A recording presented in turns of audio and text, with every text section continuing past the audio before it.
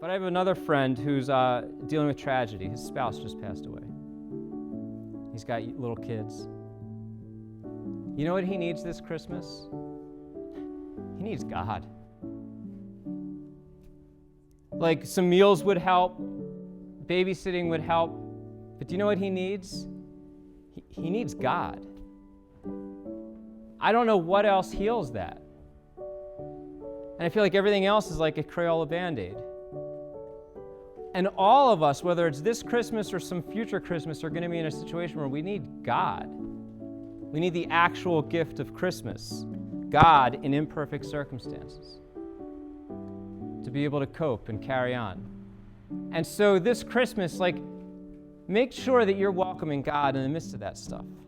I think the best thing you're going to give your kids this Christmas is God. My friend, I don't know how much he has God in his life. I don't think that's a big feature in his life. It sure would be great if he had God in his life in a powerful way before this happened. Sure would be great. And I think the same thing's true for you and I. And all of us are going to deal with tragedy. And the question is will we do it with God or without him? And Christmas, the manger scene tells us that God specializes in love in the midst of imperfect circumstances. Amen? Amen. All right. Well, what I love about your book is that you remember that the marginalized aren't just somebody out there in a third world country or in an inner city situation that's kind of broken. The marginalized are all around us. The marginalized are in our own homes.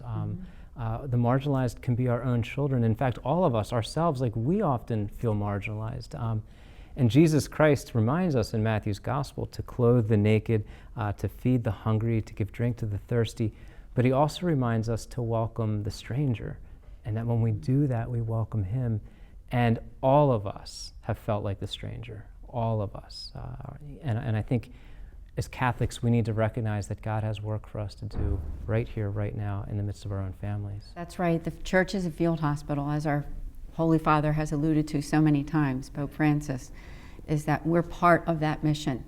And for myself, when you were talking about my healing journey before, is that my healing journey really became more deep when I decided personally that I wanted to be involved in helping to make the world a better place. It's possible, right? That's part of what it means to be Catholic, is really getting out there. The word Catholic means universal. To care about the human family on a whole, isn't it? And I like that message, or that idea of a field hospital, and that because I feel sometimes like in my house I'm at a field hospital, and that we should feel that way. That there's nothing wrong with that. That we live in a broken world. We live with people who feel marginalized and who are marginalized, and around people that we need to love.